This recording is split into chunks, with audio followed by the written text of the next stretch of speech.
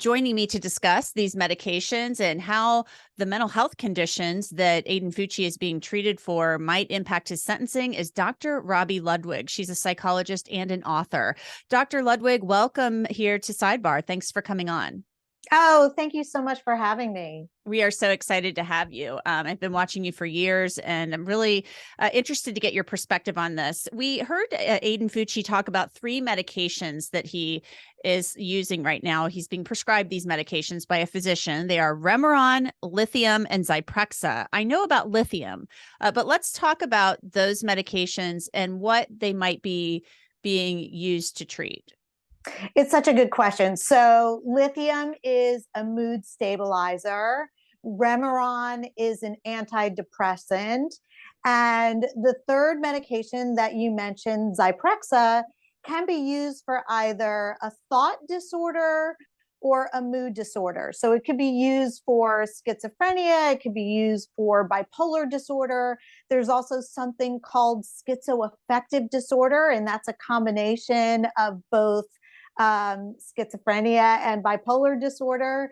So I wonder if the lawyers are trying to introduce that he has a severe mental illness.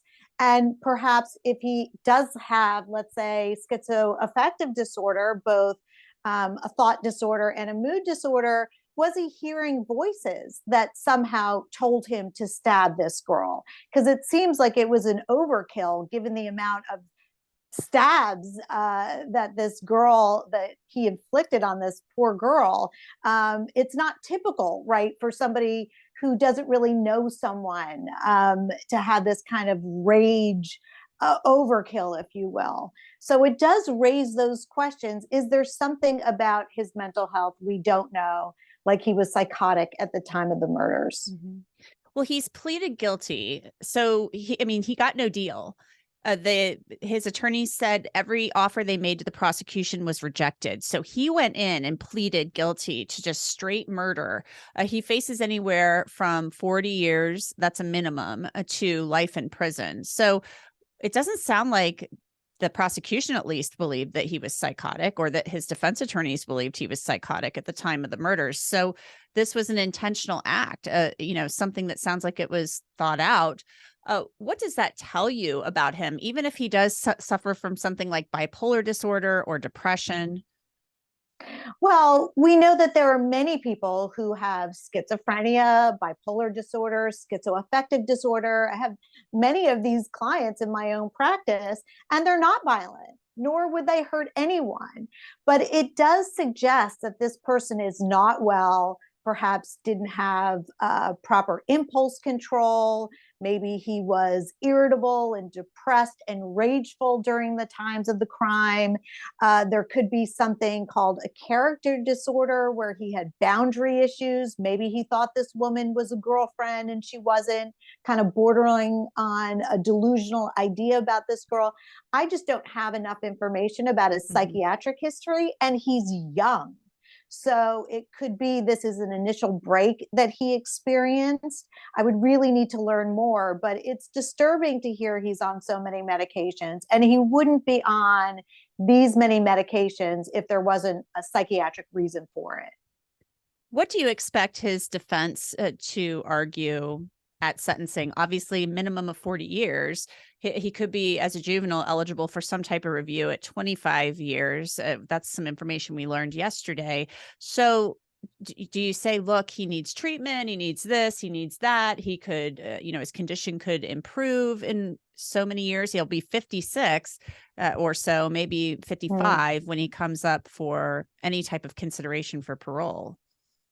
Well, he is a juvenile, right? And I know that certain cases, young kids are tried as adults because of the nature of the crime and the cruelty.